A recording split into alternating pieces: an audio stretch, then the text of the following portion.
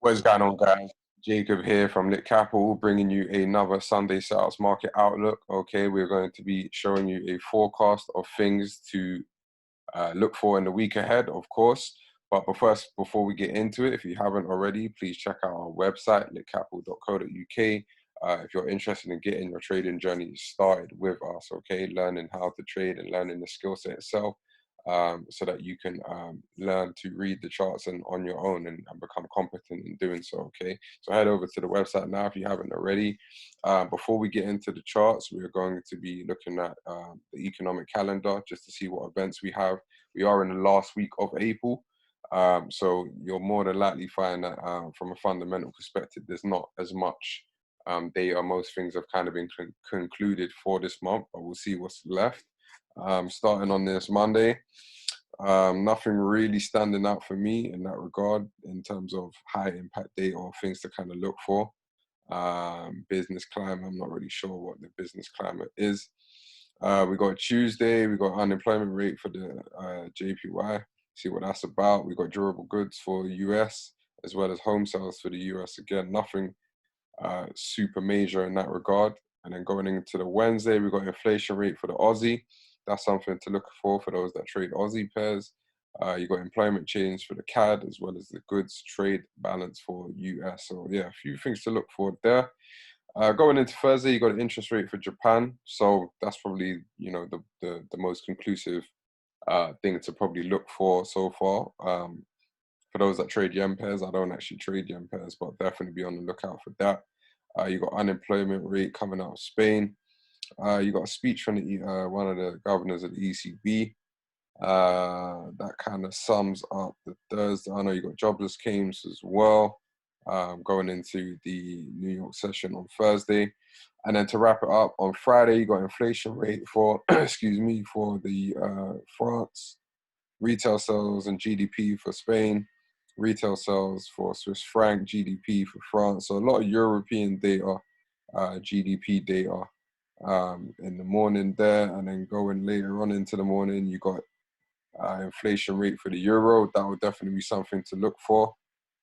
And then finishing up the afternoon, nothing really standing out again. So there's a few things, nothing super high impact in my opinion. So we'll have to just see how things play out and transpire. So going into that, I'm going to start with the dollar.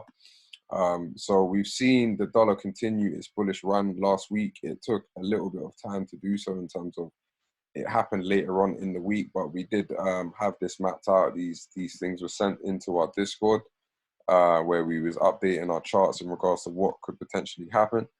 And we pointed out that we could see price bounce off of this area here and take out these equal highs that we had sitting here, okay, which it definitely transpired. It took a little while, but going into that Thursday and Friday sessions, we've seen it actually hit that target. So with the dollar, which is pretty interesting now, is that now that that target's kind of been taken out, if we look at the bigger picture, there's nothing really stopping this from continuing to around the 102 level. There's nothing really in its way now that that's been taken out. We may get a rebound, but in my opinion, if I head to the weekly chart now and we kind of look for what it's actually done so far, we've taken out those highs that were there. We could, yes, now have a rebound after doing so, but there's nothing yet to concur that we are, bearish or anything like that. So yes, we could anticipate a retracement after taking out those highs.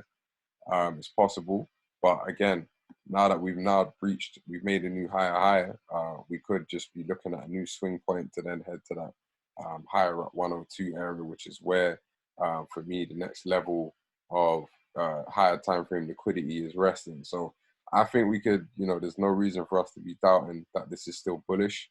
We may have to just wait for things to play out as the market opens and then give us a potential retracement to go higher. But I do think we have higher up targets available for the dollar. So with that being said, if we look at what's it called, GBPUSD, we have seen a magnificent move play out with the dollar gaining strength later in the week.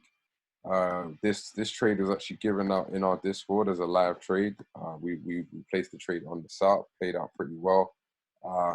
for those that were able to capitalize on it, because not everyone trades currencies right now. Some people are only trading indices. But for those that were trading currencies, this setup played out perfectly well, where we was targeting some lows on the daily time frame as well. So with this areas being met, like where we've kind of seen price come down towards, we could expect to rebound after taking out these lows from late in 2020. These have been outstanding targets for a while now. Now that we've, you know, kind of stretched our legs down to that point, there's no reason to, again, suggest that we're bullish now or anything like that. But we could concur that we could definitely see a pullback, you know, back up into this area where we dropped from. Got a massive imbalance here on the 4-hour and stuff like that. So in terms of a retracement, I would expect one, same with how the dollar is lining up, very bullish. We could expect a retracement before continuing the bullish strength. So nothing really concrete in terms of a plan or a setup for this trade. We're gonna have to see how the week plays out, but I would like to see a retracement before then looking to potentially short again. So we're just gonna have to wait for those to kind of play out. We don't have immediate setup so far. I want to take you to US 30, which is an indice again. Caught a great move on this on Thursday and going into Friday as well, where basically we had this higher time frame target taken out and we played into a area of interest before seeing things start to slide. So key area for me where price is currently in at the moment, I do believe that we could potentially fill this whole area up, but nonetheless, I'm looking to see as we open going into tomorrow what this kind of looks like in this area, if this area is going to hold out and give us another pullback again. We are still bearish on this at the moment. I do think eventually we will be getting down to these lows here. But again, we with such bearish volume that we've seen the last 2 days, there's no reason why we couldn't get a pullback before seeing it dive down further. So this area that we're in is kind of the first area that I'm watching, or the immediate area that I'll be watching for sure when the market opens up again. As we could, with all this bullish volume we had here, we could definitely see price give us a rebound to back up higher to higher prices again. So with that as well, linking it with the S&P, again, we're in an area here where, again, massive gap that's been filled to the brim in terms of it's been fully filled. We could now see a pullback after filling that, depending on how we're opening. We also have a daily lip lock here as well. So there's no reason why we could not get a push up from this area. So once it opens again, I will be monitoring this daily area to see if we are going to potentially get a move back to the upside, which if we do, there's no reason why we couldn't be capitalizing off of that, because we're expecting a fairly decent retracement. I don't think it will be a shadow retracement, because we just haven't really had anything in regards to bullish price action. So if we do retrace, I do think it would be a move that would be substantial enough for us to try and capture. But it's just about price showing its hand. So out of all the pairs I've shown you so far, nothing is really lining up immediately, because we need to see price action as it's live and as it's moving. So that's going to be something to obviously monitor once price starts to open again. The final thing I got for you guys is US oil. So I was lining this move up last week. We didn't quite get it. And I was looking to see potentially if we could get a buy after coming down and taking out these lows, which is kind of what I'm anticipating. And then once that happens, I will be looking to see if we can, you know, remain bullish, which we are still on the daily time frame, and actually head higher and target some of these targets that we have here off of this fib swing and things of that nature. So where we've had this area hold up substantially, yes, we kind of broke down, price kind of broke down pretty well after getting down here.